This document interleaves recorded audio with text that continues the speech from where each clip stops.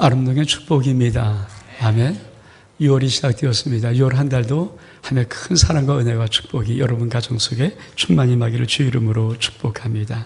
새 나무 그루의 이야기가 있습니다. 엘레나 박스 콜리라는 사람이 쓴 동화입니다. 세 그루 나무가 있어서 각자 이 그루 나무는 꿈을 가지고 있었습니다. 첫 번째 나무, 아주 큰 부자의 꿈을 갖고 있었습니다. 그래서 세상에서 가장 귀한 보석을 담는 상자가 되고 싶어 그런 꿈을 가지고 있었습니다. 두 번째 나무는 아주 힘센 권력을 추구했습니다. 그래서 나는 세상의 가장 위대한 왕, 아주 권력 있는 왕을 태우는 배가 되고 싶어 그런 꿈을 가지고 있었습니다. 세 번째 나무는 이 첫 번째, 두 번째 나무에 비해서는 꿈이 없었습니다. 난 그냥 이 자리에 그냥 이렇게 머물러 있고 싶어. 뭐든지 새 나무가 다 자라서 사람들이 그 새 나무를 베어갔습니다. 자, 첫 번째 나무는 정말 든든한 상자가 되어서, 보석 상자가 되어서 세상의 보석을 가득 담고 싶었는데 그만 마구간에 여물통이 되고 말았습니다. 얼마나 불평하고 슬퍼했겠습니까? 근데 어느 날 이 마구간에 마리아와 요셉이 와서 아기 예수를 낳고 그 예수를 이 여물통에다가 둔 것입니다. 그때 이 첫 번째 나무는 깨달았습니다. 내가 가장 귀한 보석을 담는 상자가 된 것을. 두 번째 나무는 능력 있는 왕이 타고 다니는 배가 되고 싶었습니다. 아주 멋있는 배. 근데 그만 이 두 번째 나무는 초라한 고깃배가 되었습니다. 늘 비린내가 나는 생선이 있고 늘 초라한 어부들이 그저 또 밤새도록 나가서 몇 마리 못 잡는 그런 배가 되고 말았습니다. 어느 날 그 배에 예수님이 올라타고는 이렇게 말씀했습니다. 깊은 데 가서 그물을 내려라.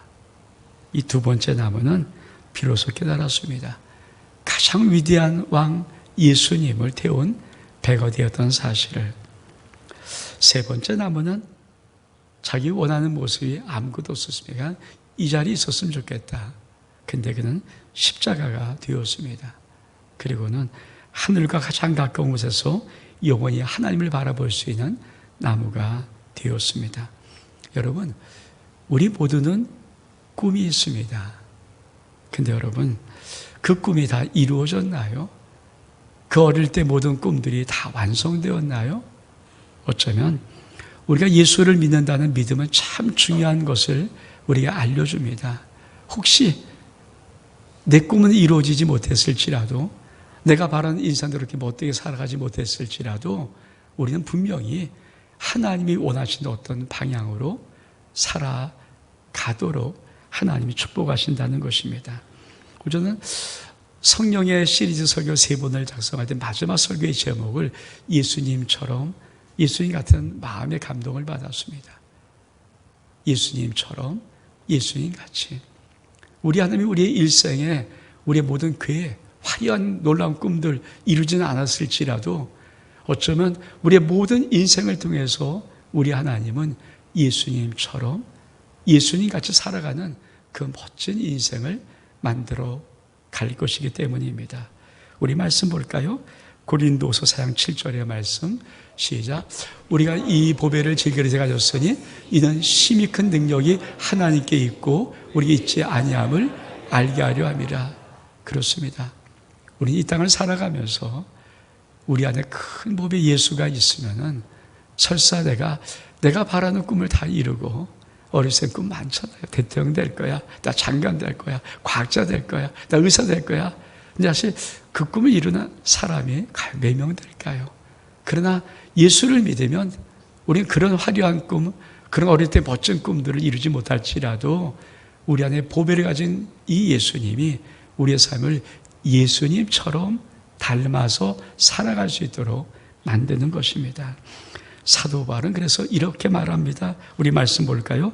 갈라디아서 6장 17절 말씀. 시작. 이후로는 누지 나를 괴롭게 하지 말라. 내가 내 몸에 예수의 흔적을 지니고 있노라. 그렇습니다. 여러분, 이 세상에 많은 사람은 자기의 삶의 흔적을 지니고 있지만 사실 예수님처럼 살아가는 사람은 많지 않아요. 사도 바울은 나는 예수의 흔적을 가지고 살아간다.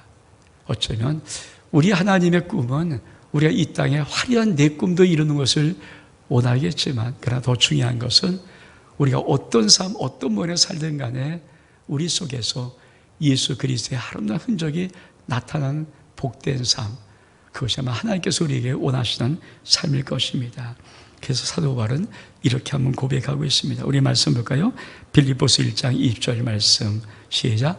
나의 간절한 기대와 소망을 따라 아무리도 부끄럽지 아니하고 지금도 전과 같이 온전히 담대하여 살든지 죽든지 내 몸에서 그리스도가 존귀하게 되려 하나니. 그렇습니다. 사도 바울은 자기의 인생이 내 몸에서 예수가 존귀되는 거룩한 향기나는 삶으로 만들어 갔음을 분명히 알고 있습니다. 여러분, 우리 하나님이 우리의 꿈을 이룰 수 있지만 혹시 우리의 화려한 개인적인 모든 꿈을 이루지 않을지라도 우리를 분명하게 예수님처럼 살아가게 만드실 것입니다. 그럼 예수님은 어떻게 살았을까요? 우리가 봉독한 말씀 29절 같이 한번 읽겠습니다. 시작. 나는 마음이 온유하고 겸손하니 나의 멍에를 메고 내게 배우라. 그리하면 너희 마음이 쉼을 얻으리니. 예수님은 마음이 온유하고 겸손하게 사셨습니다.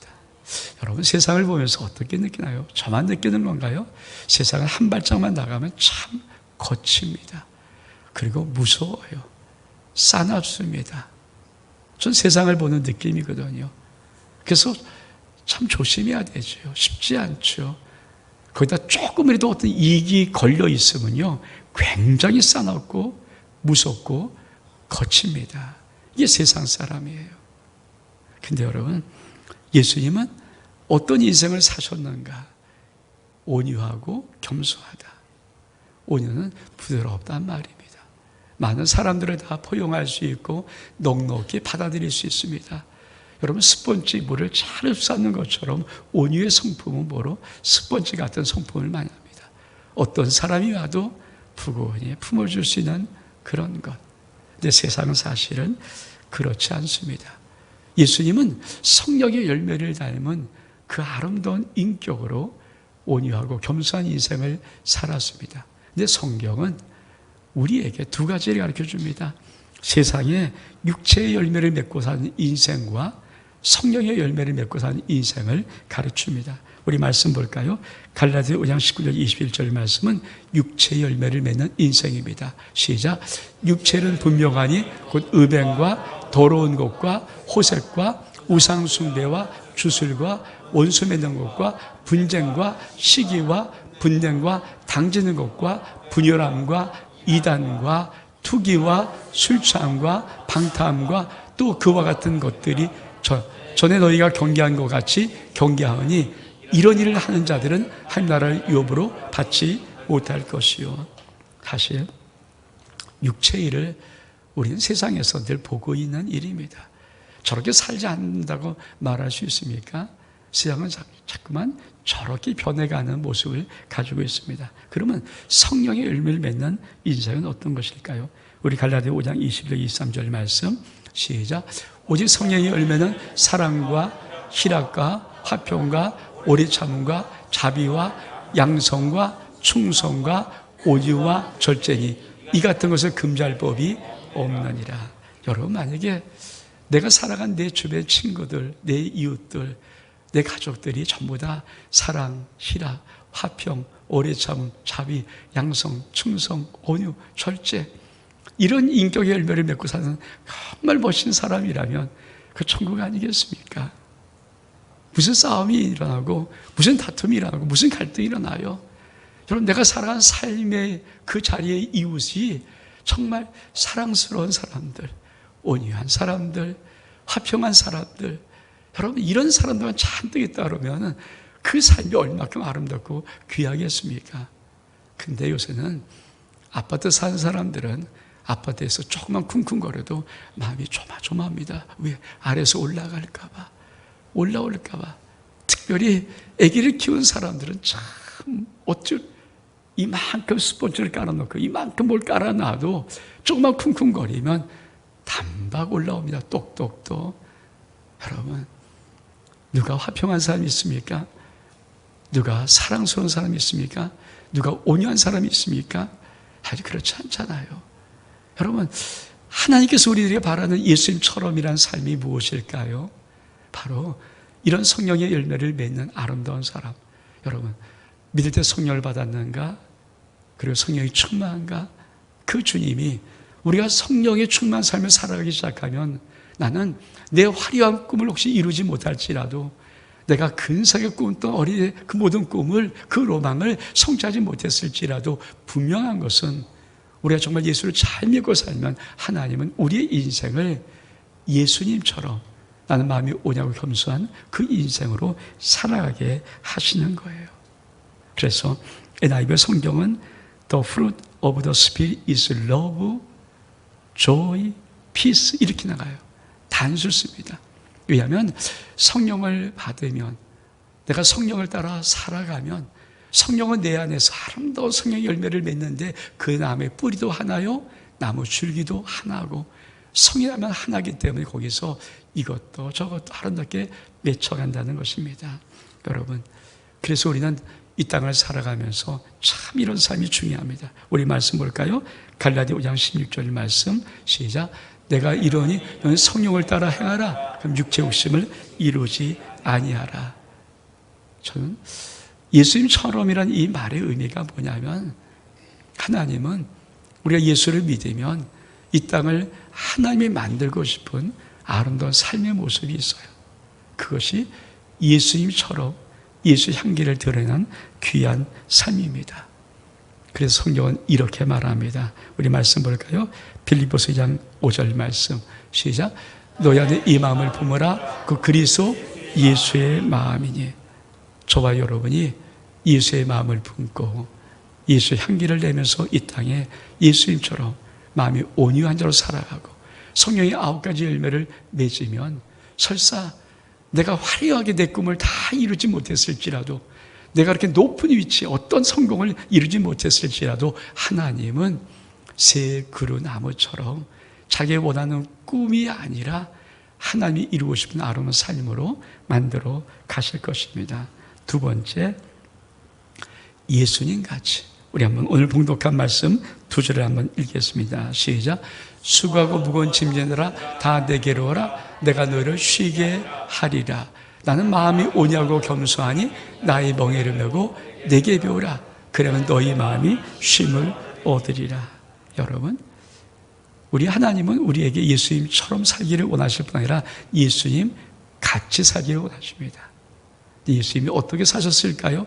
수고하고 무거운 짐이야 다 내게로 와. 내가 너희를 쉬게 하리라. 여러분, 이게 가능합니까? 전 솔직히 어떻게 사냐면요, 수고하고 무거운 짐이라 다 저리로 가라. 내게 놓지 마라. 제발. 왜 나 힘들어? 나도 힘들어. 아니, 그런 삶을 살고 있더라고요. 제가 지금 외손녀 그리고 외손자 있어갖고 일주일이면 한 4일 정도를 같이 있거든요. 너무 예뻐요. 너무 좋아요.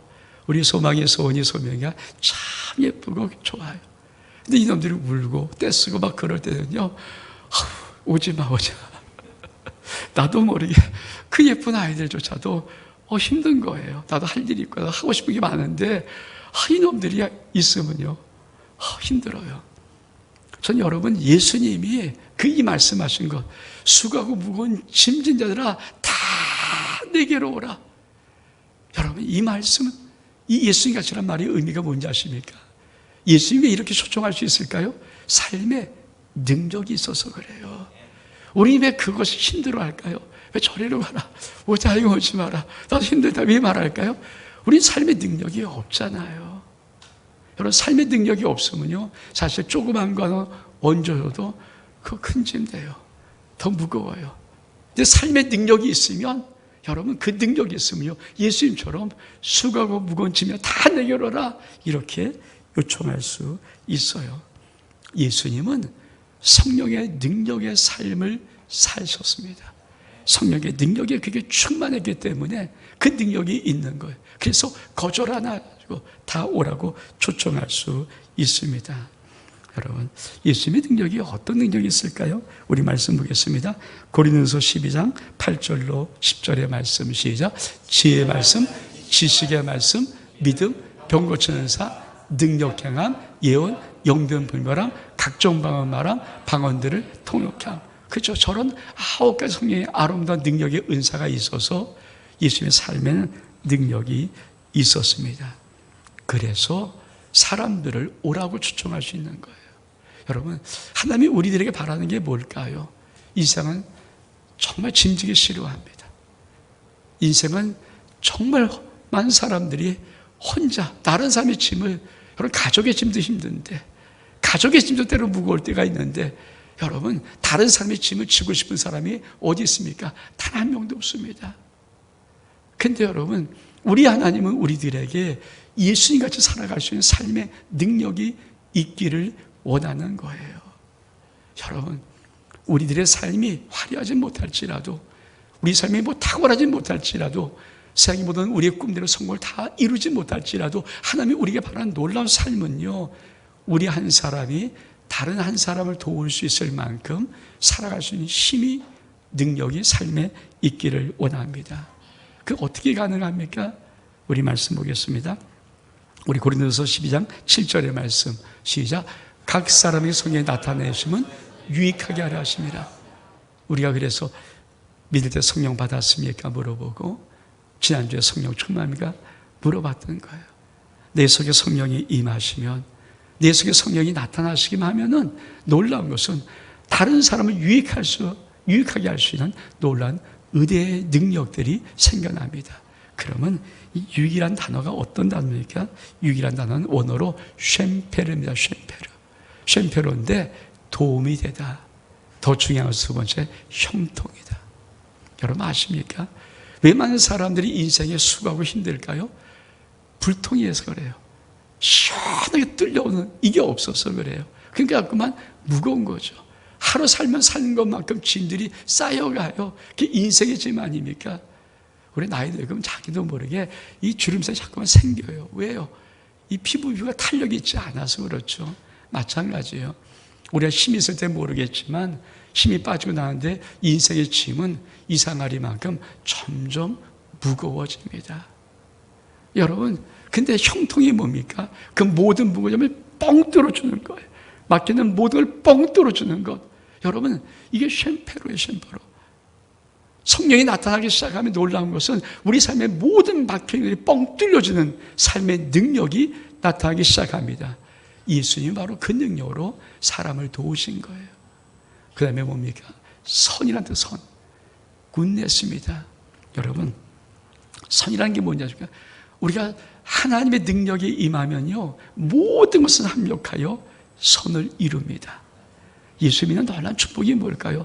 아무리 힘들어도, 아무리 어려워도, 아무리 고통스러워도, 아무리 문제가 많아도, 어떤 절망 가운데 있을지라도 이상한 것, 세상은 그렇게 살면요, 마이너스 되고 포기하고 큰일 나지만은 놀라운 것은 예수 안에만 있으면 어떠한 고통도, 어떠한 어려움도, 어떤 환난도, 역경도 반드시 그 인생에 플러스가 돼요.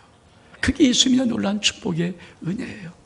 그래서 성령이 내게 임하면, 내가 성령을 충만하면 나는 하나님의 능력으로 예수님같이 살아갈 수 있는 힘이 생깁니다. 이런 속담이 있어요. 더위도 큰 나무 그늘에서 피하렸다고. 여러분, 더위도 큰 나무 그늘에서 피하는 것이 세상이에요. 큰 나무 그늘에 쉬면은 얼마큼 힘이 좋습니까? 바람이 산달까지 불어오면 참 좋잖아요. 여러분은 큰 나무 그늘이 있습니까? 사실 많은 사람들이 인생 한 발짝 나가면 큰 나무 그릇이 없어요. 사실 쉬고 싶은데 마땅히 쉴 때가 마땅하지 않아요. 어려워요. 근데 문제는 여러분 자식이 있다면, 여러분 자식에게는 큰 나무 그늘이 되고 있습니까? 여러분 가족이 있다면 여러분 가족들에게는 그래서 조그만 큰 나무 그늘이 되고 있습니까? 아니, 여러분들은 여러분의 몇 명 소중한 친구들, 몇 명 이웃들에게는 그래도 조그만 큰 나무 그릇은 되고 있습니까? 사실 이 세상을 사는 사람의 솔직한 느낌은 삭막하다. 저도 가끔 사람 많은 곳에 한번 가보면요, 거기 사람 아무도 몰라요. 저를 아는 사람 한 사람도 없어요.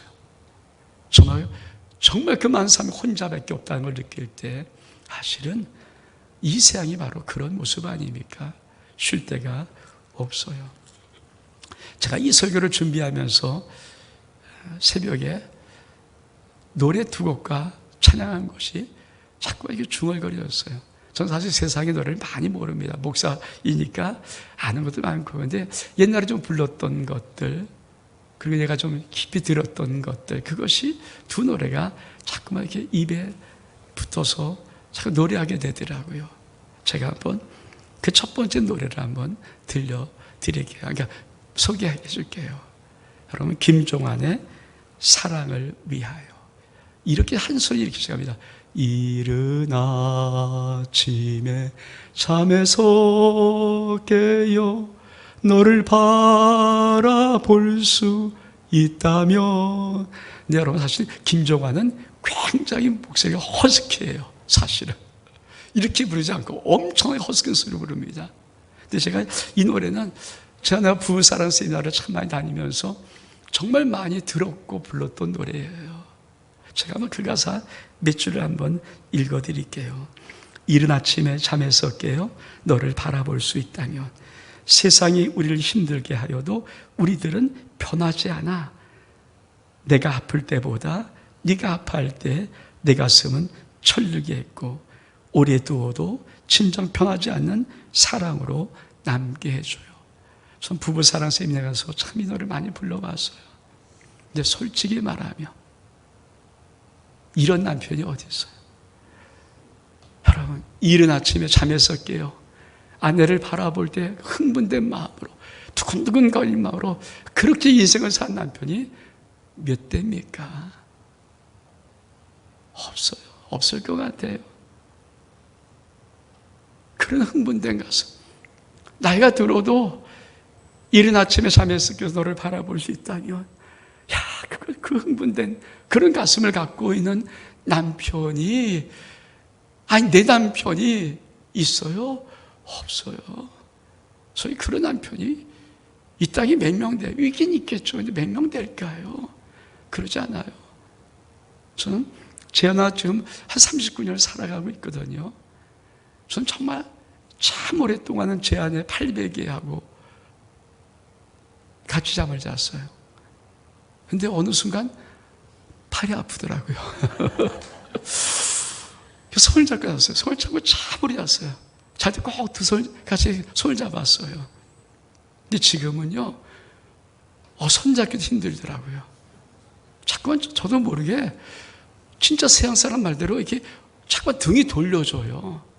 이렇게 자다가도 자꾸 등이 돌려져서 등을 대고 자는 것 같아요.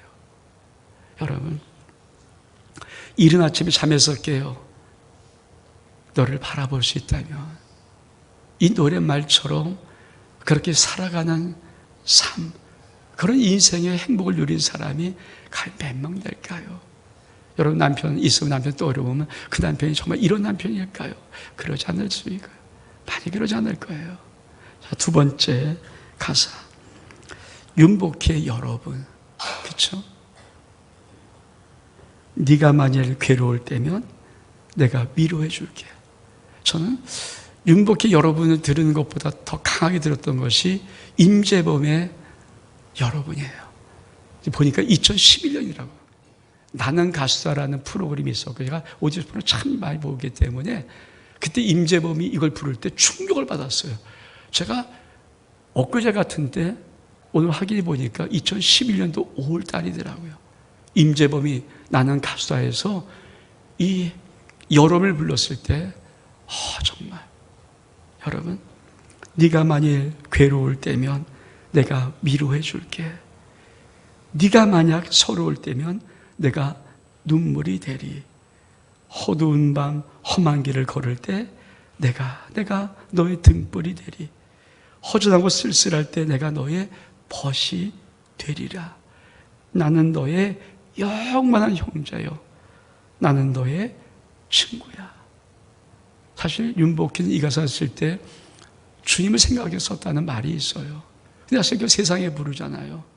근데 솔직히 여러분, 내가 괴로울 때 나를 위로해 주는 사람, 아니 내가 서러울 때 내 눈물 되어주는 그 사람, 내가 어두운 밤 험한 길을 걸어갈 때 등불 되어주는 사람, 친구 있습니까?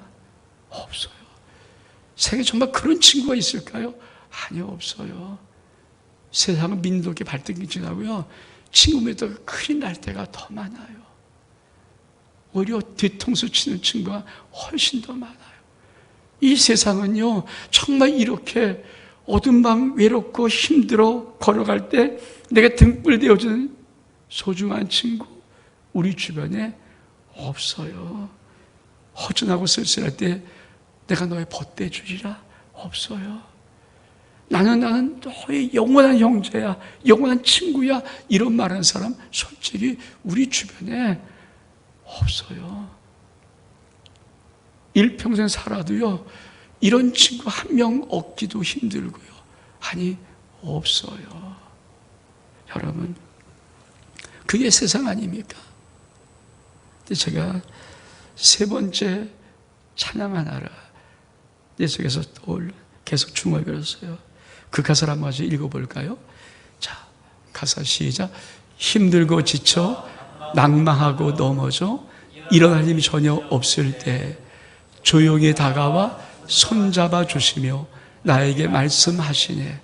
나에게 실망하여 내 자신 연약해 고통 속에 눈물 흘릴 때 못자국 난 그 손길 눈물 닦아주시며 나에게 말씀하시네. 너는 내 아들이라 오늘날 내가 너를 낳았도다. 너는 내 아들이라 나의 사랑하는 내 아들이라.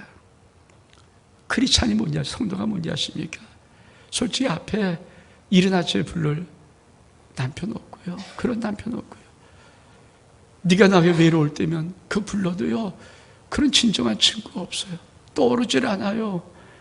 근데 예수 믿고 우리가 저 찬양을 부르면요, 내 속에서 위로가 되어. 왜? 진짜 주님이 계시기 때문에, 우리 주님이 계시기 때문에 그게 위로가 되는 거예요. 여러분, 우리에게는 진짜 나를 위로해주고 나를 사랑해주고 나를 돌봐줄 그런 주님이 계세요. 그게 주님의 위로예요. 예수님 가치가 어떤 뜻인지 아십니까? 그거예요. 우리가 그 위로를 받으면, 우리가 그런 인생을 살기 시작하면, 솔직히 예수 믿으면서 우리가 꿈이 화려하게 성공은 길을 못 걸지라도 내 인생이 누구 한 사람 힘들고 어려워서 손잡아 줄 수 있는 그런 사람 되고, 어떤 한 사람 힘들 때 꼭 한번 안아줘서 함께 울어줄 수 있는 그 사람 되는 것, 그게 우리 하나님께서 우리에게 바라는 예수님처럼 예수님 가치입니다. 전 저와 여러분의 삶 속에 성령이 믿을 때 받았고 성령이 내게 충만하면 내 화려한 꿈은 이루지 못할지라도 우리가 언젠간 예수님처럼 예수님같이 살아가는 아름다운 삶이 될 수 있는 은혜가 있기를 주의 이름으로 축복합니다. 우리 일어서겠습니다.